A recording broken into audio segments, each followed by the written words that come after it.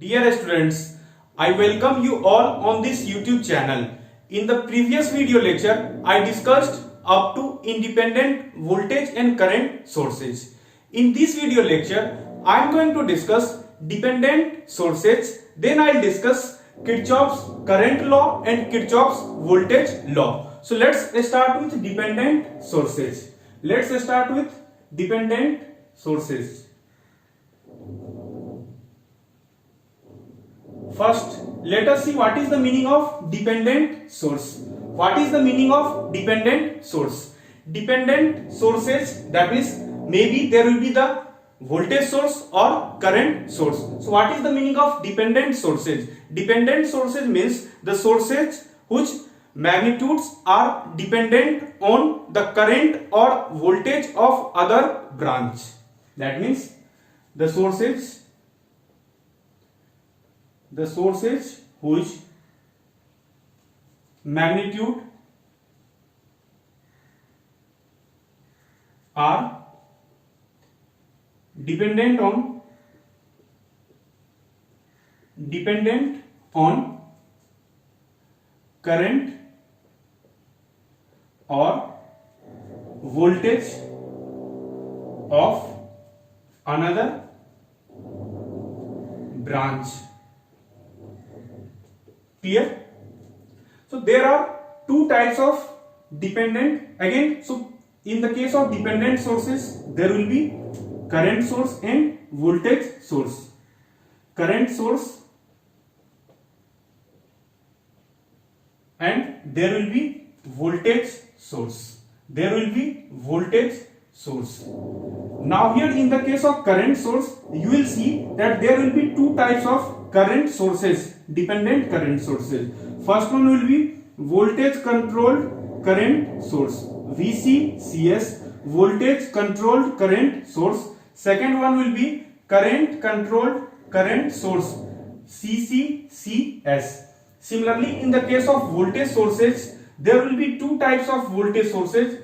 First one will be voltage controlled voltage source, that means VCVS, voltage controlled voltage source. Second one is current controlled voltage source, current controlled voltage source, CCVS. CCVS. So let us discuss all the four types of dependent sources here. We'll also deal with some of the examples. So let's start with voltage controlled voltage source. Voltage controlled voltage source. Voltage controlled voltage source, VCVS. So let us see what is this one. See the diagram.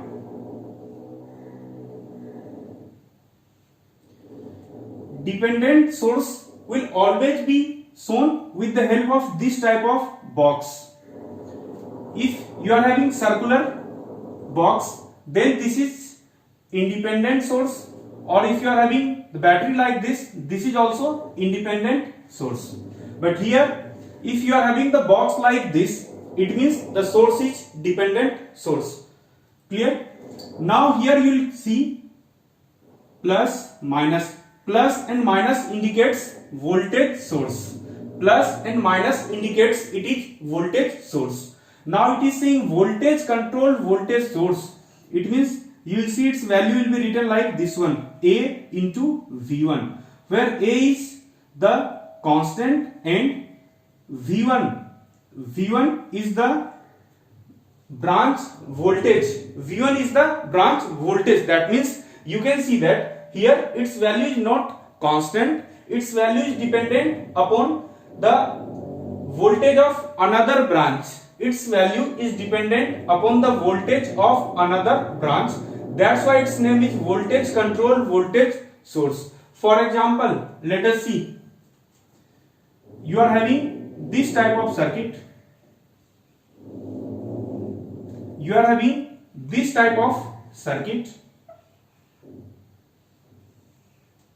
10 volt, 5 ohm, 5 ohm, 5 ohm. You are having 2 V1. It is given 2 V1 and it is written V1 is the voltage across this branch. So this is the example of voltage controlled voltage source. This is the example of voltage controlled voltage source. Next, second is current controlled voltage source. Second is current controlled voltage source. Current controlled voltage source, that is CCVS. So let us see. First, let us see the symbol. Since it is voltage source, here it will be plus minus. Now they are saying it is current controlled voltage source. That means its value is dependent upon the current of any another branch. So here it will be written as A into I1. For example, you see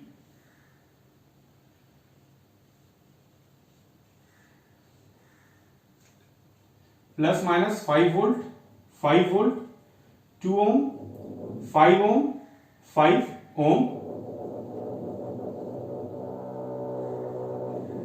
Now you are having a dependent source like this one, plus minus 2I1, plus minus 2I1, and here somebody is telling you this is the value of I1, this is the I1, this is the branch current I1. So this is the example of current controlled voltage source. Clear? Current dependent voltage source. Clear? Next, we are having two more sources, that means voltage controlled current source. Then we will discuss current controlled current source. So voltage controlled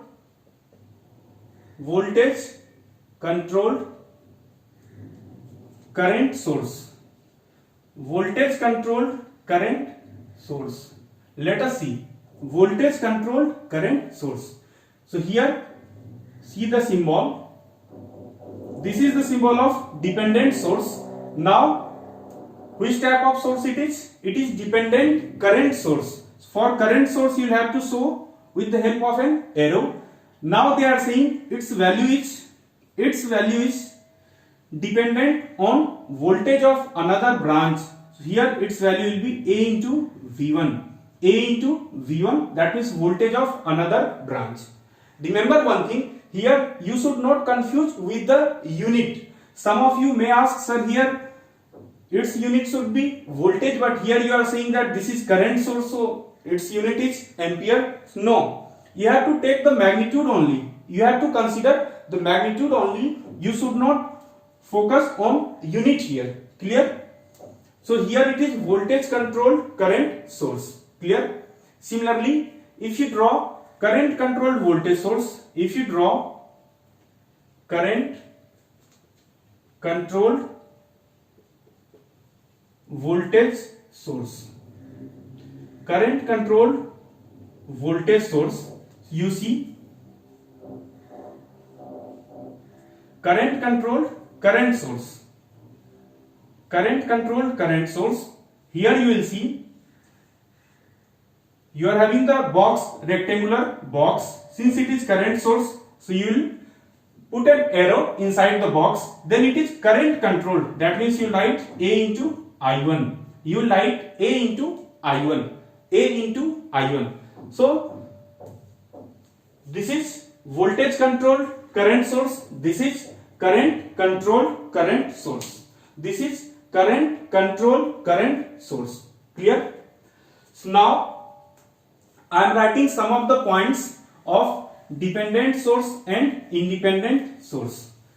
I am writing some of the points of dependent source and independent source. Here you see you are having independent source, and you are having dependent source. You are having dependent source. The first point, these all are very important points. Note all the points. First point, I am writing it can be deactivated. It can be deactivated. What is the meaning of deactivation? Deactivation means when you study network theorem, so there you will see that network theorem, in all the network theorems you will see that some of the sources are being deactivated. That means voltage source will be replaced by short circuit and current source will be replaced by open circuit. So here it is saying that if you are having an independent source, so you can deactivate the independent source. Clear? Here if you are having dependent source, then you can never deactivate dependent source. It can never be deactivated. It can never be deactivated. You cannot deactivate any dependent source. Second, KCL and KVL are valid. Kirchhoff's current law and Kirchhoff's voltage law are valid in the case of independent source. Here also KCL and KVL are valid. KCL and KVL are valid. KCL and KVL are valid. Third point, source transformation. Source transformation is possible. Source transformation is possible. Here after writing all the differences, we'll see what is source transformation. So here it is saying source transformation is possible. That means current source can be converted to voltage source and voltage source can be converted to current source. Here also source transformation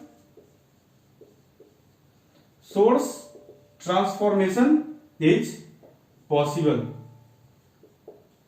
Source transformation is possible.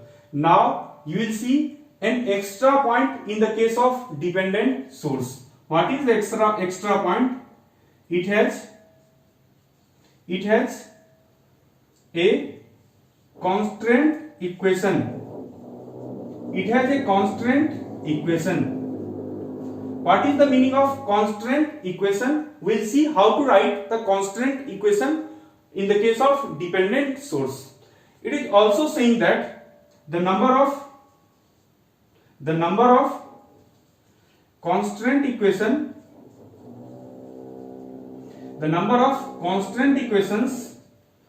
will be equal to the number of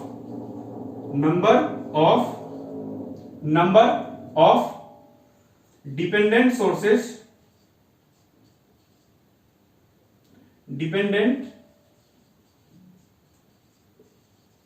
sources present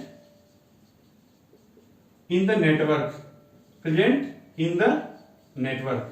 That means somebody asks you how many number of constant equations will be there. So your answer will be the number of dependent sources present in the circuit, that will be equal to number of constant equation. So if a circuit having 3 dependent sources, so there will be 3 constant equations. Clear? There will be 3 constant equations. Clear?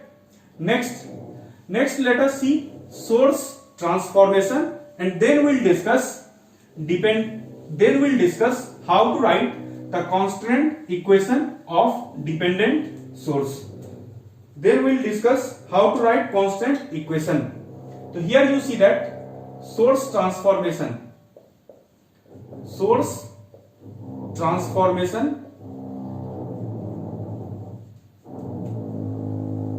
What is source transformation? Suppose if you are having a voltage source, V resistance R, so you can convert it into a current source. You can convert it into a current source. That means if you are having a practical voltage source, then practical voltage source can be converted to practical current source. Here in the case of practical voltage source, resistance is in series. In the case of practical current source, resistance will be in parallel. Here I will be equal to V divided by R. Here I will be equal to V divided by R. Now somebody is saying you that you are having a current source. You are having a current source. You have to convert the current source into practical voltage source. So again, if this circuit is given, then the circuit will become this one, and here you will write V will be equal to I into R. V will be equal to I into R. The source transformation is applicable in the case of dependent source also. Suppose you are having a dependent source. If you are having a dependent source plus minus AV1, this resistance is R. So you can convert it into a practical current source. You can convert it into a practical current source. The resistance will be same, but it will come in parallel. Here you will have to replace by arrow, and here it will be, its value will be A V1 divided by R. Its magnitude will be A into V1 divided by R. So this is the source transformation. This is the source transformation. Clear? Next let us discuss the constraint equation. Let us discuss constraint equation in the case of dependent source.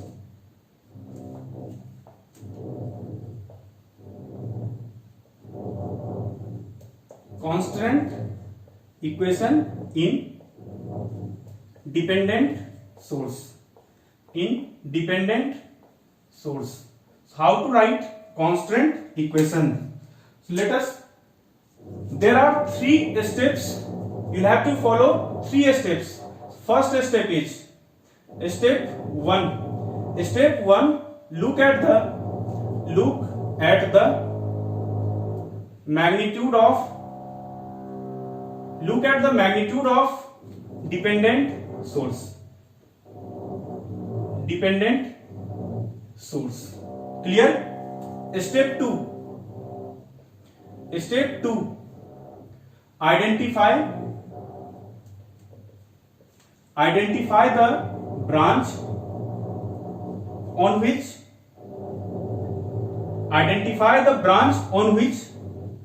dependent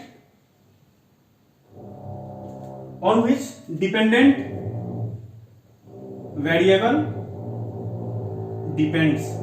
Identify the branch on which dependent variable depends. Third step, once you identify the branch, then you will have to apply Ohm's law in that identified branch. Apply Ohm's law in that identified branch. You will have to apply Ohm's law in that identified branch. Clear? So let us take one question and we can understand. You are having a voltage source of value 11 volt. You are having a voltage source of value 11 volt. There is a resistance of 1 ohm. Here also you are having a resistance of 1 ohm. And here you are having a current source, dependent current source of value 9I. 9I. I is this current. I is this current. Clear? Now you have to find the value of I. You have to calculate the value of I. Come to the solution. Step 1. What it is saying?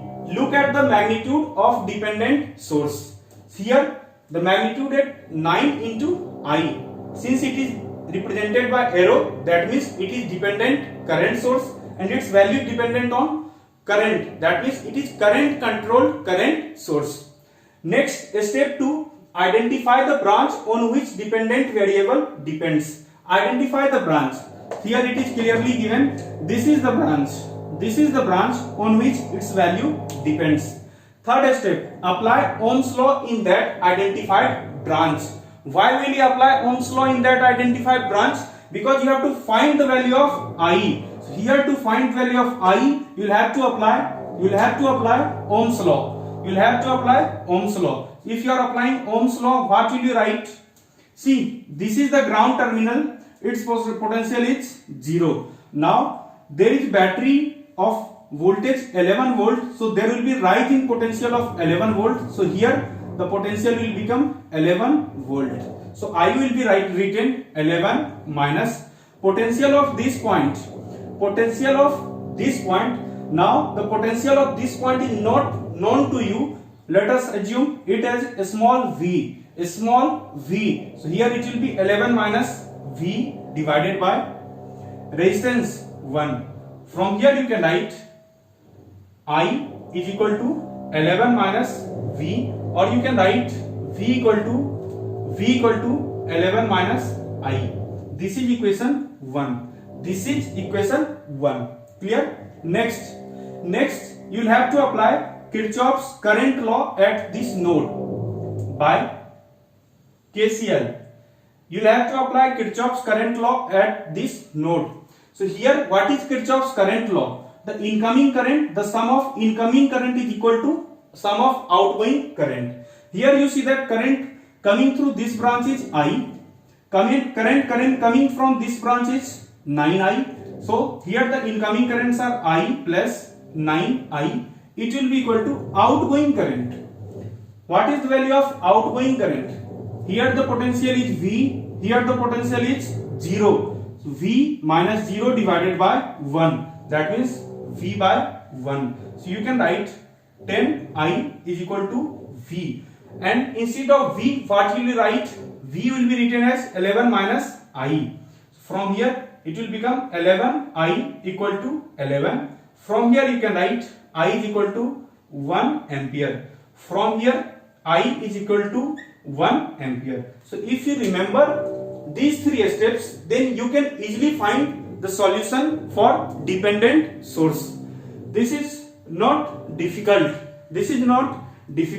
So this is all about dependent source. Now in the lecture, in tutorial session, we will discuss more number of questions on dependent source. Now let us discuss Kirchhoff's current law and Kirchhoff's voltage law. Let us discuss Kirchhoff's current law and Kirchhoff's voltage law, because these two are very basic laws of electrical engineering, and you must have the practice on how to apply Kirchhoff's current law. KCL, Kirchhoff's current law. Kirchhoff's current law, what does it say? It says that at a node, the sum of incoming current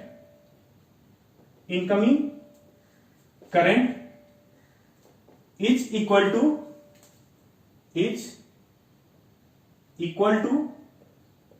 sum of outgoing current is equal to sum of outgoing current.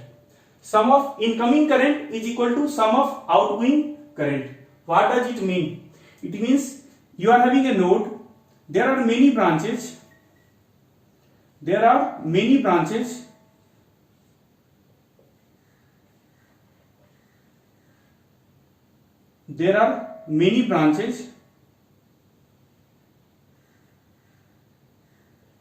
Clear? Somebody is saying this is 3 ampere, this is 2 ampere, this is 1 ampere, this is 5 ampere, this is 1 ampere, and this current is not known to you. Now they are saying this is outgoing current. So here you will have to apply Kirchhoff's current law. So after applying Kirchhoff's current law, you can easily find the value of current I. So you will have to take the account of all the branches. So if you start from here, this is incoming branch, that means coming towards the node, 1 ampere, plus this is also incoming, 3, plus 2 is also incoming.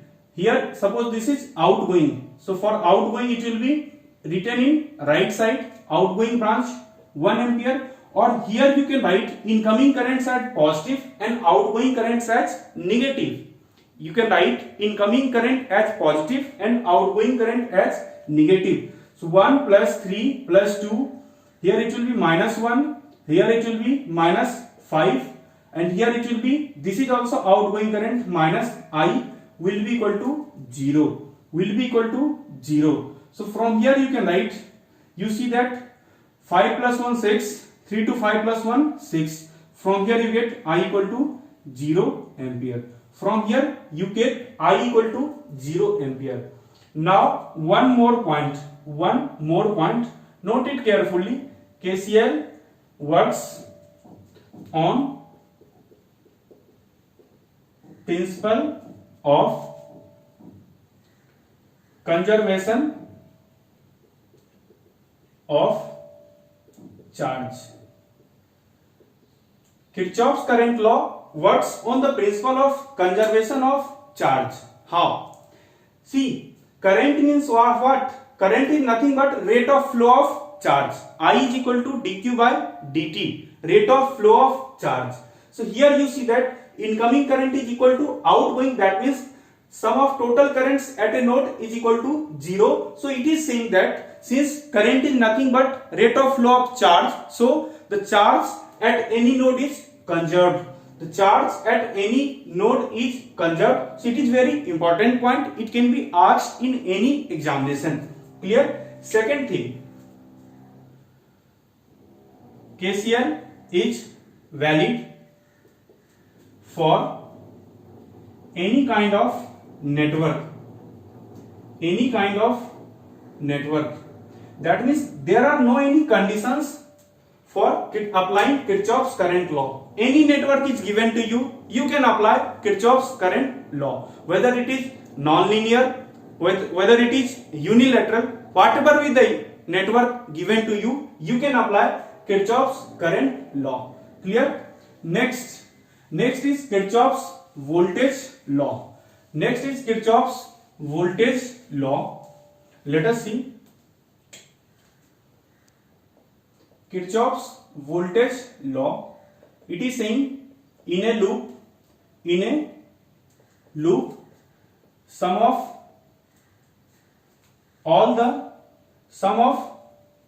voltages across all the elements is equal to 0. It is saying that if you are having a loop,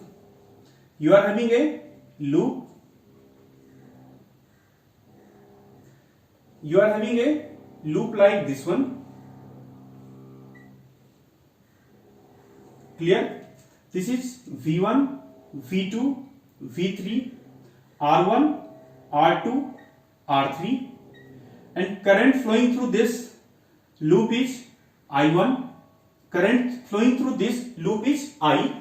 Then this law is saying that the voltage across all the elements, this is first element, second, third, fourth, fifth, sixth. There are total 6 voltages, 6 elements. So the voltage across all the elements, you take the sum of all those elements, it will be 0. So let's start from this point. You have to apply Kirchhoff's voltage law. What you see? This is the negative terminal of battery. This is the positive terminal of battery. That means there is rise in voltage. So here I am taking, since negative sign is coming at the starting, so I am taking it minus V1. If negative sign is coming at a starting, you take minus V1. Similarly, the current is flowing like this, so there will be some potential drop like this one. There will be the potential drop. Current is flowing through this one. So here, in the second case, it is positive terminal coming first. So you will type plus. The voltage drop will be I into R1 plus I into R2 plus, now the positive terminal of the battery coming first, plus V2 plus I into R3 plus V3 will be equal to 0. Will be equal to 0. So this is Kirchhoff's voltage law. This is Kirchhoff's voltage law. Now note one important point of Kirchhoff's voltage law. The point is KVL works on the principle of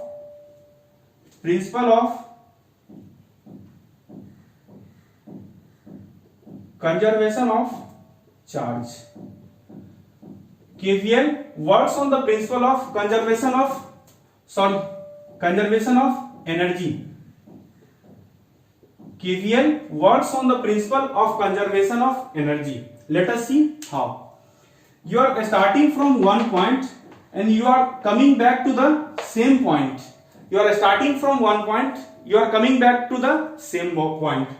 You see that there are some gain in the voltage, at the same time there are some loss in the voltage. That means the voltage drops are nothing but voltage loss and voltage rise are nothing but voltage gain. So total gain is equal to total loss. Total gain is equal to total loss. That means you can say that energy is conserved here. Energy is conserved here. So total, suppose you have generated the electrical energy with the help of this source. Now you see that the total energy is conserved. If you start moving from this point, again you come back to this point. There is no any voltage loss. So KVL works on the principle of conservation of energy. Second thing, it is applicable in any type of network. It is applicable in any type of network. It is applicable in any type of network. So this is KCL and KVL. Clear?